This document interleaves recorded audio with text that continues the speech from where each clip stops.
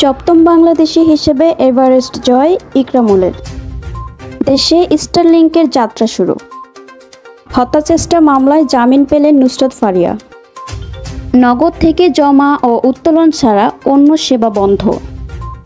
ভারতীয় বিভিন্ন সংস্থার বিরুদ্ধে যুক্তরাষ্ট্রের নিষেধাজ্ঞা।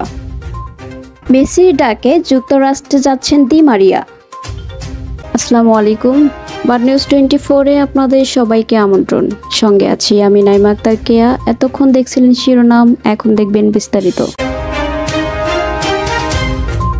সপ্তম বাংলাদেশি হিসেবে এভারেস্ট জয় করেছেন ইকরামুল হাসান শাকিল। কক্সবাজার থেকে পায়ে হেঁটে মোট 84 দিনে এভারেস্টের চূড়ায় পৌঁছান তিনি, যেই কীর্তি পৃথিবীর আর কারো নেই। সোমবার এই অভিযানের সমন্বয়ক বাংলা মাউন্টেনিয়ারিং অ্যান্ড ট্রেকিং ক্লাবের বিএমটিসি সদস্য সাদিয়া সুলতানা শম্পা বিষয়টি নিশ্চিত করেছেন। ইকরামুল হাসান শাকিল বাকিদের চেয়ে একটি জায়গায় ব্যতিক্রম। পদযাত্রা করে সবচেয়ে বেশি পথ পাড়ি দিয়ে সবচেয়ে কম সময়ে সমুদ্রপৃষ্ঠ থেকে এভারেস্ট জয়ের বিশ্ব রেকর্ড করেছেন।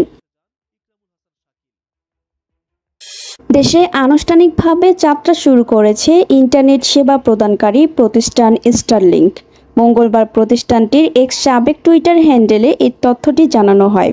ডাক, টেলিযোগাযোগ ও তথ্য প্রযুক্তি মন্ত্রণালয়ের দায়িত্বপ্রাপ্ত প্রধান উপদেষ্টা বিশেষ সহকারী ফয়েজ আহমেদ তৈয়ব জানান, স্টারলিংক অফিসিয়ালি বাংলাদেশে যাত্রা শুরু করেছে। সোমবার বিকেলে তারা ফোন কলে বিষয়টি তাকে জানিয়েছেন। আজ মঙ্গলবার সকালে তাদের এক্স হ্যান্ডেলে বিষয়টি নিশ্চিত করা হয়েছে।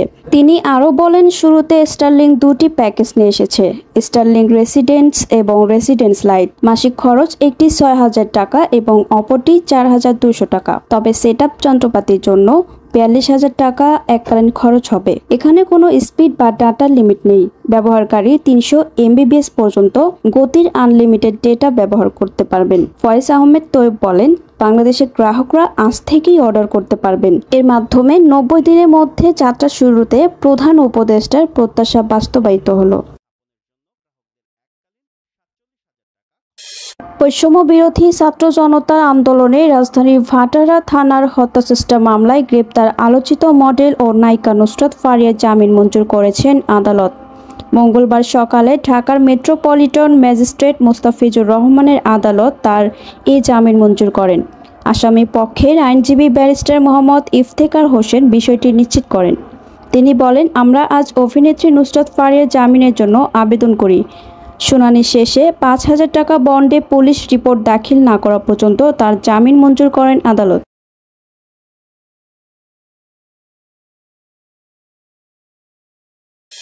বাংলাদেশ ব্যাংকের গভর্নর ডাক্তার আহসান এস মনসুর বলেছেন, নগদে বড় ধরনের ক্ষতি হওয়ার সম্ভাবনা নেই, কারণ কেন্দ্রীয় ব্যাংকের পক্ষ থেকে ব্যাংকগুলোকে বলা হয়েছে ক্যাশ ইন ও ক্যাশ আউট ছাড়া অন্য সেবা বন্ধ রাখার জন্য।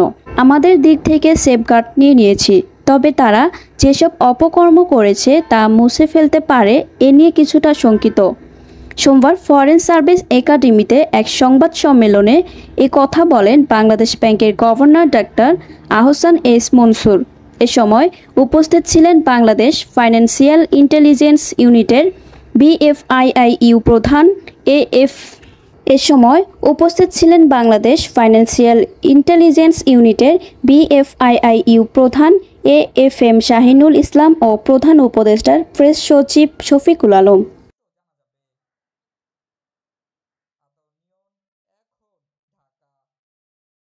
মার্কিন যুক্তরাষ্ট্র এবার ভারতীয় বিভিন্ন ভ্রমণ সংস্থার মালিক, প্রধান নির্বাহী ও জ্যেষ্ঠ কর্মকর্তাদের বিরুদ্ধে ভিসা নিষেধাজ্ঞা আরোপের ঘোষণা দিয়েছে।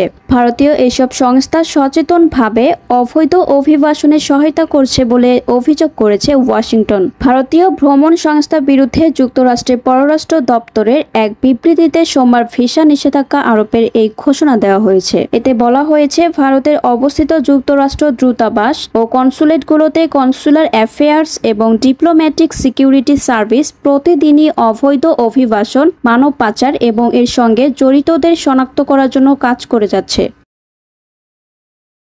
লিওনেল মেসির ডাকে সাড়া দিয়ে একে একে ইন্টার মিয়ামিতে যোগ দিয়েছেন তার 3 সাবেক বার্সেলোনা সতীর্থ লুইস সুয়ারেজ, বুস্কেটস ও জর্দি আলবা। দলটির কোচের দায়িত্বে আছেন তার আরেক স্বদেশী সাবেক সতীর্থ মাসচেরানো। এবার মিয়ামির জার্সিতে দেখা যেতে পারে মেসির প্রিয় বন্ধু আনহেল দি মারিয়াকেও। দ্য টাইমস জানিয়েছে মিয়ামি দি মারিয়াকে দলে নেওয়ার পরিকল্পনা করছে। ইতোমধ্যে মিয়ামিতে বাড়িও দেখে এসেছেন এই আর্জেন্টাইন।